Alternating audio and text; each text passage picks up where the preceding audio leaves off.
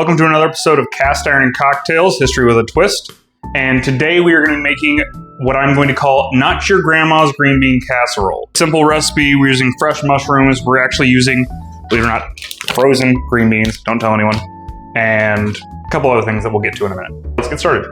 Your 10-inch cast iron skillet over medium heat. I've gone ahead and melted a tablespoon of butter in there. I'm going to throw in now a 16-ounce package of sliced mushrooms.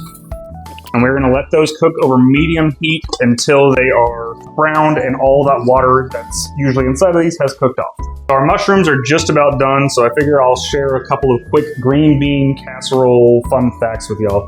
Starting with the fact that it pops up in 1955. A woman by the name of Dorcas Riley is working at Campbell's Soup.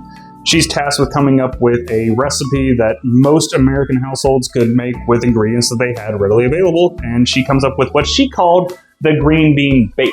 It didn't get the name casserole until sometime in the 60s. It is also one of the few recipes, or vegetable-based recipes particularly, that has the honor of being found at the National Inventors Museum.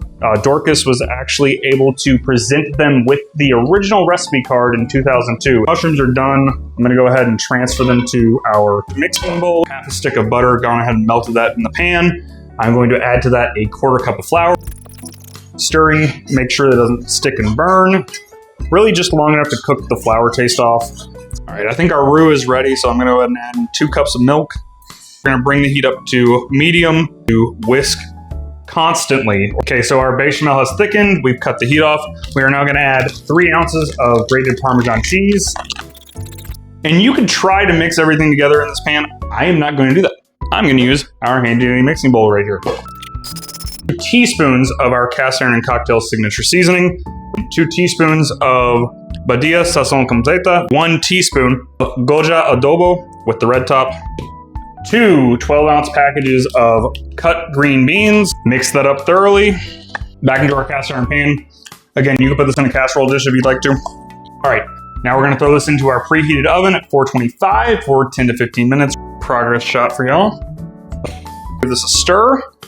And top it, this is 3 ounces of Parmesan cheese, a cup of French fried onions. We're just gonna sprinkle that right across the top.